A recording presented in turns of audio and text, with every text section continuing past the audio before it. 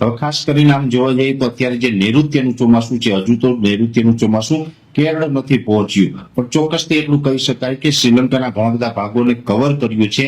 પણ સાથે વાત એ પણ છે કે ચોમાસું અત્યારે ધીમે ધીમે આગળ વધી રહ્યું છે, પણ જેટલી ઝડપથી આગળ વધતું હતું એ થોડુંક ધીમું પડ્યું છે. એટલે કે ગઈકાલે 21 તારીખના રોજ ચોમાસાએ અત્યાર સુધીમાં જેટલા વિસ્તારોને કવર કર્યા અને જેટલી ઝડપથી આગળ ચાલ્યું હતું એના કરતા ગઈકાલે થોડુંક ધીમું પડ્યું છે.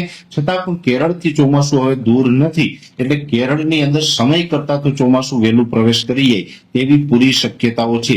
ચોમાસું કેરળમાં પ્રવેશ કરશે એટલે એની પણ સત્તાવાર રીતે હવામાન વિભાગ જાહેરાત કરશે, એવી રીતે આપણે પણ એમની માહિતી આપશું. પણ અત્યારે ચોમાસું છે થોડુંક ધીમું પડ્યું છે, ધીમી ગતિ આગળ ચાલી રહ્યું છે. હવે ખાસ કરીને બીજી વાત કરવાની છે વાવાઝોડાની, કેમ કે ગુજરાતની અંદર જે પ્રમાણે આપણે વાવાઝોડાની સતત ઘણા દિવસની માહિતી આપી રહ્યા છે અને આપણે વરસાદોની આશંકા છે, છેલ્લા 2 દિવસની અંદર અનેક જગ્યાએ વરસાદો પડ્યા છે.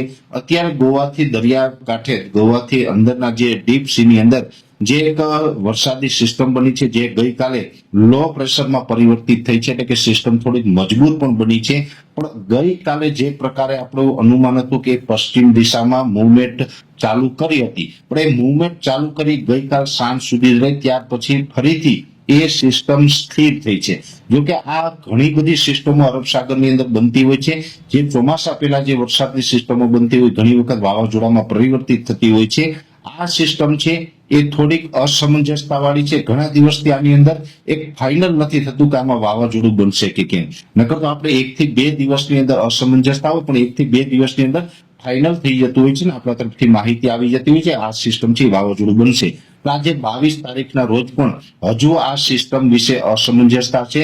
વાવાઝોડું બનશે કે મજબૂત ડિપ્રેશન અથવા તો ડીપ ડિપ્રેશન બનશે એ હજુ નક્કી થઈ રહ્યું નથી. હા, એક ચોક્કસથી વાત છે કે જો આ વાવાઝોડું બને તો એની માહિતી આપશું, પણ વાવાઝોડું નહીં બને તો પણ ડિપ્રેશન અથવા તો ડીપ ડિપ્રેશન બનવાનું છે. અને મે મહિનાના છેલ્લા અઠવાડિયામાં આપણે ઘણા સમયથી કહી રહ્યા છીએ કે મે મહિનાના છેલ્લા અઠવાડિયામાં ગુજરાતના અનેક વિસ્તારોમાં વરસાદ પડવાના છે. એટલે વરસાદ પડવાના છે એ ખાસ આપણી આગાહી છે.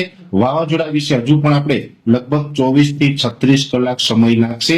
24 થી 36 કલાકની અંદર આપણે ખ્યાલ આવી જશે કે આ વાવાઝોડું બનશે કે નહીં બને. હવે આ વાવાઝોડું બનવાનું હશે તો પણ 24 થી 36 કલાકમાં આપણે જાણ કરી દેશું, નહીં બનવાનું હોય તો પણ જાણ કરશું. પણ ખાસ દરેક મિત્રોએ કાળજી એ રાખવાની છે કે મે મહિનાના છેલ્લા અઠવાડિયામાં વાવાઝોડું બને તો પણ વરસાદ આવવાના છે, ન બને તો પણ વરસાદની સંભાવનાઓ વધારે દેખાઈ રહી છે.